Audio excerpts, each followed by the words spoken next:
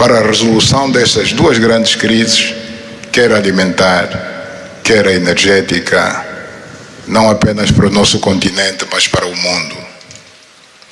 A grande barragem do Inga, adormecida há bastantes anos, pode contribuir enormemente para a eletrificação do continente e, consequentemente, para a sua industrialização. Em termos de agricultura, o facto de ter terras aráveis, um índice de chuvas bastante regular e abundante, pode-se desenvolver a agricultura naquelas regiões para alimentar o continente. E nada disso tem sido possível fazer-se ao longo de décadas, devido a este conflito que não tem sentido e que, finalmente e felizmente, parece que terá o seu fim hoje aqui em Washington, D.C. Nós procuramos fazer a nossa parte, e quando digo nós, estou-me a referir a Angola, ao Quênia e outros países também africanos. Procuramos fazer o melhor para chegarmos a este momento. Infelizmente não foi possível, mas nós só temos que agradecer ao presidente Trump por ter dado continuidade ao trabalho que nós realizamos e ter conseguido alcançar esse desfecho do qual todos nós sairemos a ganhar. Tanto, mais uma vez, o presidente Trump fez a parte que lhe compete e nós esperamos e acreditamos que é o que vai acontecer, que as duas partes, ou seja, as autoridades da República Democrática do Congo e da República do Ruanda também farão a sua parte para a implementação com êxito deste acordo. Uma coisa é assinar um acordo, outra coisa que é mais difícil, mas é possível, desde que haja vontade política, assinamos. Parabéns a todos. Muito obrigado. Your Excellency, the U.S. President, President Trump, dear guests, and dear dignitaries present here and press members. I would like to highlight the importance of this ceremony taking place in Washington, D.C., because this has come to put an end to a war that has been there for more than 3 decades, because it's not just exactly 3 decades, but it's more than 30 years. And this is a conflict that has been there between two neighboring countries, which have been fighting for many years with consequences on the peoples, countries, economies, and so forth. And these consequences also were felt in the Great Lakes region, which is a very rich region in Africa, rich in terms of water resources, arable lands and forests, and as well as mineral resources, which are important for the development of our region. So it's important that we've reached to this point where the agreement is going to be, has been signed, a peace deal, which will benefit immensely the whole region and will unleash the opportunities for the development of our continent, and as well as to helping the whole world in terms of fighting against the food crisis and energy crisis which the whole world is going through now. We believe that the Great Lakes region will have to play a great role in providing resources to the international community. And of course, solving this conflict will also help solve other crises, not only in the continent as we know, but worldwide. For example, the Great Inga hydro project in Congo is important. It can help to electrify the continent and consequently help in terms of developing agriculture and providing agriculture, arable lands, and abundant resources that we have that can be used. We know that Africa possesses a lot of other resources such as rainfalls, which are important for agriculture. So nothing has nothing would just justify this war, but eventually the most important thing that it has come to war. We sought as Africans to do our part. When I say Africans, I mention countries such as Angola, Kenya, and other African countries. But unfortunately, we couldn't make it. But we now want to thank President Donald Trump for having helped to reach this important milestone. We believe, once again, we have to thank him for what he has done, and what comes next now is to appeal to the two parties, that is the Democratic Republic of the Congo and the Republic of Rwanda, to implement successfully this agreement for the benefit of their countries, their people, and including our continent of Africa. Thank you very much. Good job.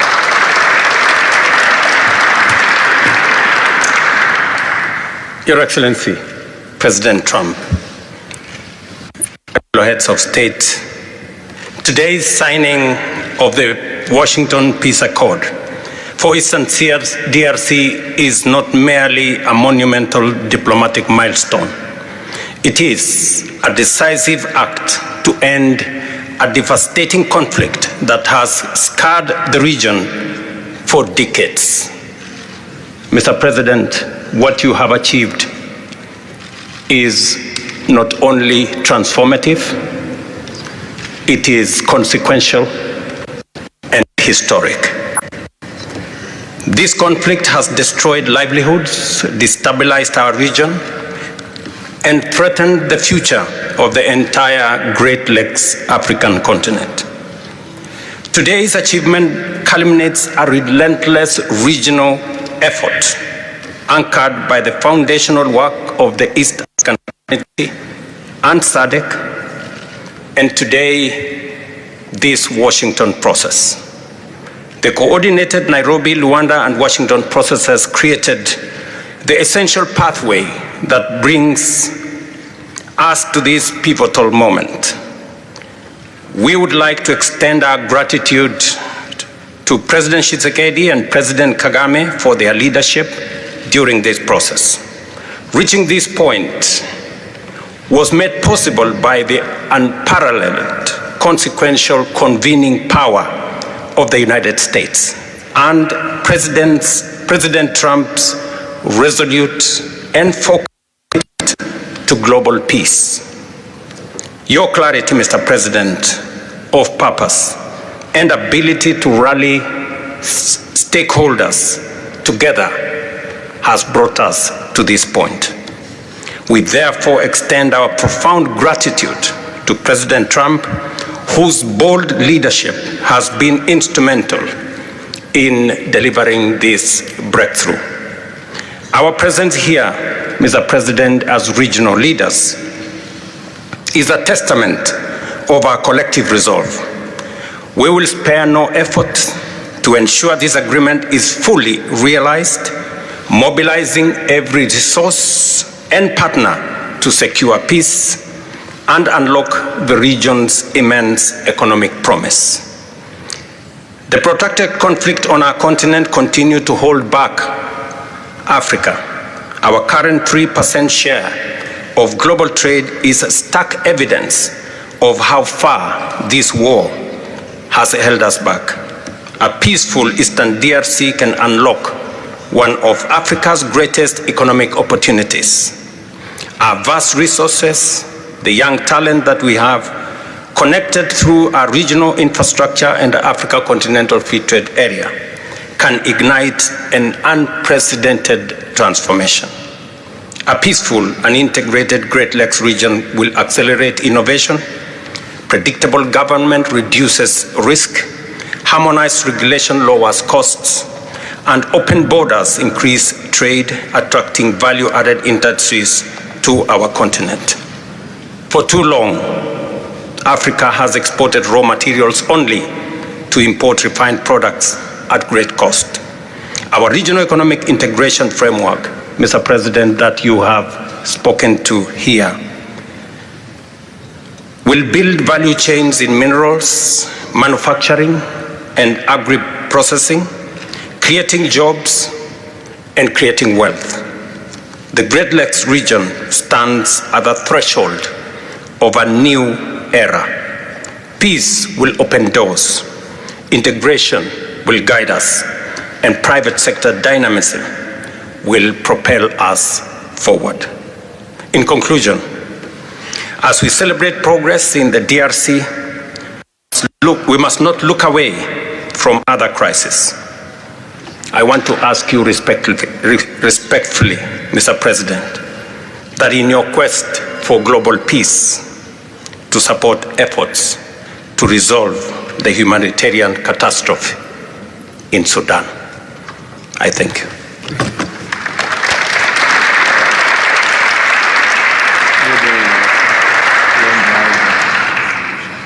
Excellence, le chef d'État et de gouvernement ici présent. Heads of state and government, dear delegations, it is with great joy that I speak today in order.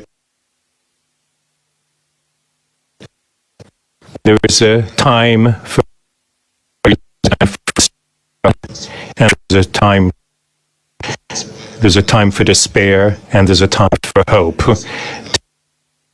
We are experiencing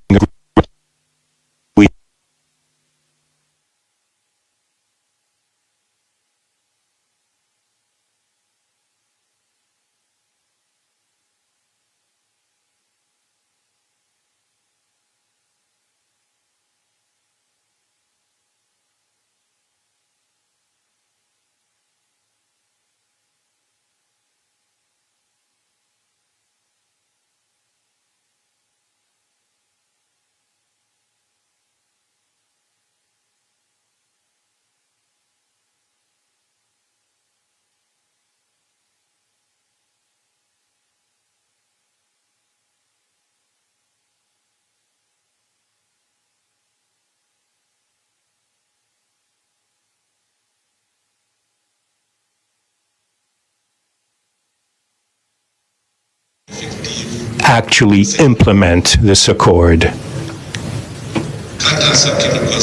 As far as we are concerned, this agreement on regional economic integration, well, Burundi and the DRC already represent an economic community of the countries of the Great Lakes region. Burundi has a major role to play in order to indeed implement these existing cooperation agreements between the three states. We hope that together we'll be able to achieve a long-lasting peace and stability throughout the region. Thank you very much.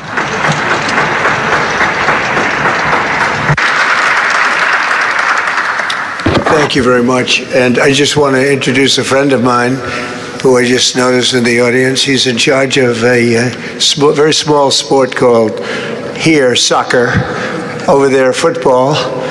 So nobody knows really what to call it. Johnny, thank you very much. The head of FIFA is here. And I can report to you that we have sold more tickets than any country anywhere in the world at this stage of the game, and I think we probably broke all records before you even get close. And you have a big event on Friday at the Trump Kennedy Center. Oh, excuse me, at the Kennedy Center. Pardon me, such a terrible mistake, Marco. At the Kennedy Center. And I look forward to seeing you there. But I want to congratulate you. No, it's really taken the world by storm. You've never done anything like what's happening in terms of ticket sales. I'm making a lot of enemies telling people, I'm sorry, I can't get you tickets. I just can't do it. But congratulations. You've done a fantastic job. A great leader in sports and a great gentleman. Thank you very much, Johnny. And now we're going to sign a very important agreement. Thank you.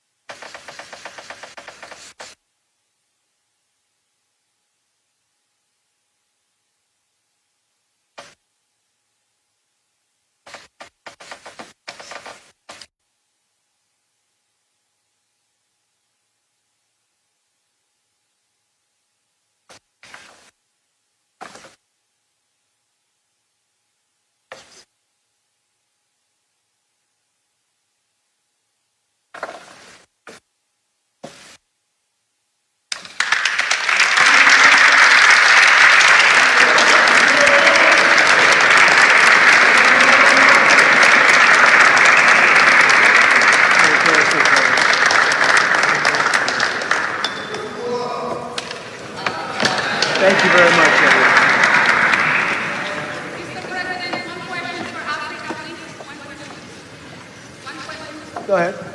I know you and you're very friendly, so I'll take it. Otherwise, I wouldn't take it. Go ahead. Mr. President, we are witnessing a historic moment for Africa. My question to you is, when we will see the return from Rwanda's troops from DRC, and when we will see the real peace? Because even now, we are witnessing this historical peace deal, but people are being still killed in DRC. Yes. Because the troops continue there. Because this needs to be real, the troop needs to withdraw from DRC. When will we see the withdrawal? I think you're going to see very quickly, I think you're going to see things happen. This is something that was not doable, according to a lot of people, and not only is it doable, I think it's going to be a great miracle. These two gentlemen are leaders, they're great leaders, and they're going to prove that in the coming months and years. And I think you're going to see very immediate results. I have confidence that that's what's going to happen. Thank you very much, everybody.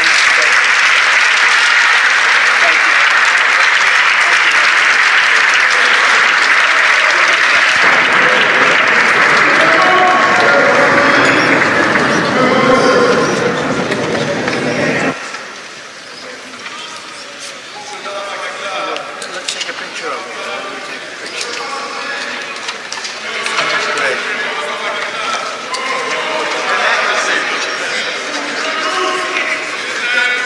That's a big deal. They like it. People like it.